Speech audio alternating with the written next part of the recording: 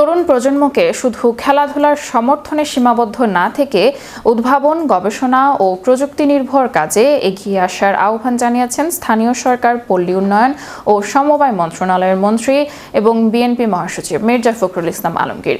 শুক্রবার সকালে ঠাকুরগাঁও সদরে উপজেলার রায়পুর ইউনিয়নে উদ্ভাবক সলেমন আলীর নির্মিত সলেমন সোলার সেচ পাম্প এর উদ্বোধনী অনুষ্ঠানে প্রধান অতিথির বক্তব্যে তিনি এসব কথা বলেন।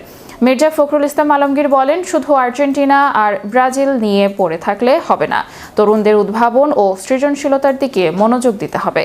সলেমন আলী যে কাজটি করে দেখিয়েছেন এটি সত্যি অভূতপূর্ব। তার এই উদ্ভাবন শুধু ব্যক্তিগত সাফল্য নয়, দেশের কৃষি ও অর্থনীতির জন্যও গুরুত্বপূর্ণ অবদান রাখবে। তিনি আরও বলেন, বর্তমান তরুণ প্রজন্মের সলেমন আলীর কাছ থেকে শেখার অনেক কিছু আছে। তার মতো উদ্ভাবকরাই দেশের ভবিষ্যৎ গড়ে তুলবেন। সলেমন আলীর উদ্ভাবনী কার্যক্রমের জন্য সরকারের পক্ষ থেকে সব ধরনের সহযোগিতার আশ্বাসও দেন তিনি। অনুষ্ঠানে উপস্থিত ছিলেন জেলা প্রশাসক মোহাম্মদ রফিকুল হক, পুলিশ সুপার বেলাল হোসেন, এলজিইডির নির্বাহী প্রকৌশলী মোহাম্মদ মামুন বিশ্বাস, জেলা বিএনপির সাধারণ সম্পাদক পয়গাম আলী সহ প্রশাসন, রাজনৈতিক ও বিভিন্ন শ্রেণী পেশার প্রতিনিধিরা। ঘুরে এনে আর্জেন্টিনা ব্রাজিল লড়াই করে এনে লাভ হবে নি, ভাগ করলে হবে। তাদের ইয়াং জেনারেশনকে ওই দিকে যেতে হবে। প্রকৃতপক্ষে একজন সাইকেলের মেকার ছিলেন, তার বাবা ওই কাজ করছে।